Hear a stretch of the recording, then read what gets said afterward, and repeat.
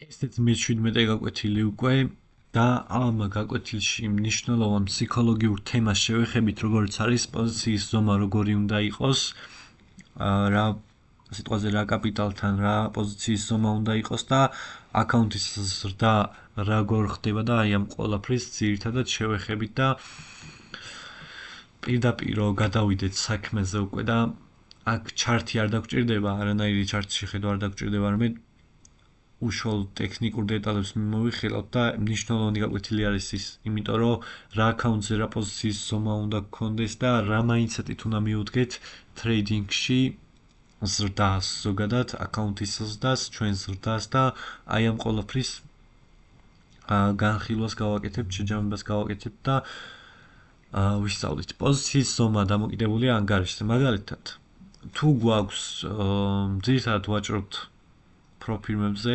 მაგალითად ვაჭრობ top step-ზე და მაგალითად top step-ზე არის 50,000-იანი, 100,000-იანი და 150,000-იანი აკაუნტი, ხო?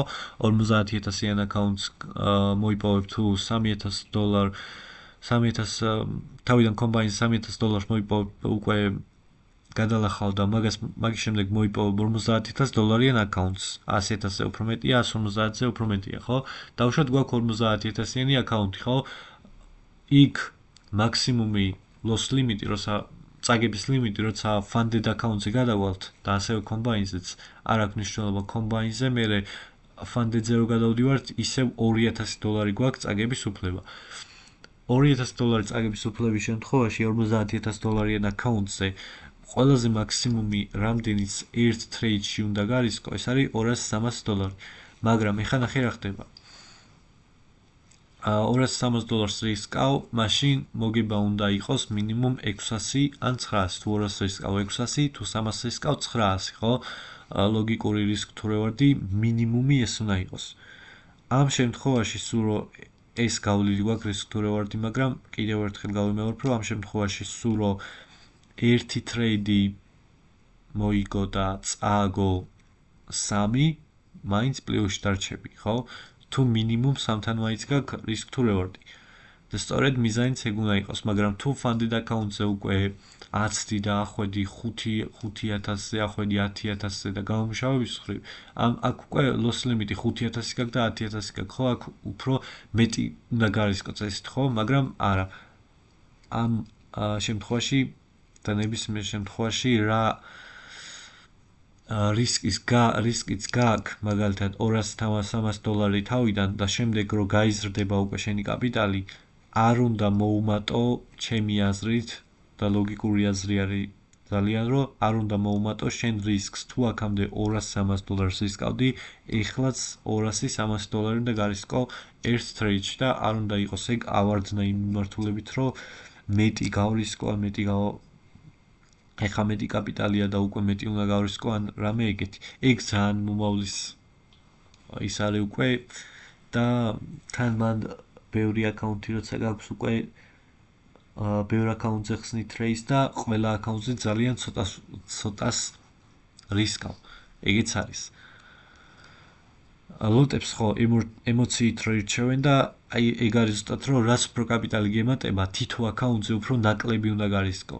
და რაც უფრო თითო აკაუნტზე ნაკლებს გარისკავ, სიტყვაზე ბევრ აკაუნტზე უფრო ბევრ ფულს გააკეთებ მოგების მხრივ, რა.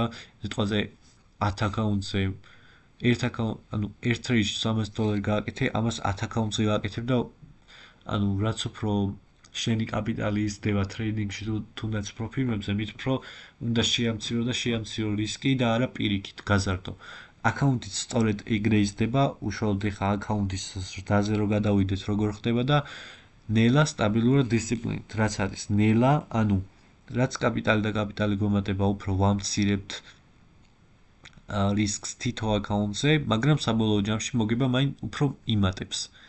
აკაუნტი ნაკლები გქონდა, მეც რისკავდით, აკაუნტი მეტი გვაქვს, ნაკლებს რისკავთ, მაგრამ როცა მეტი გვაქვს, უფრო მეტს ვაკეთებთ, სწორედ ეს არის სწორი მიდგომა რისკ მენეჯმენტის მხრივ, რასაც ვამბობთ. ნელა ის რომ შენ თავარი მიზანი არ იყოს, რომ სწრაფად გამდრდე, ან რამე მსგავს გააკეთო, არამედ იყოს მიზანი, რომ დისციპლინა და სტაბილურობა შეინარჩუნო და არ დაკარგო კაპიტალი.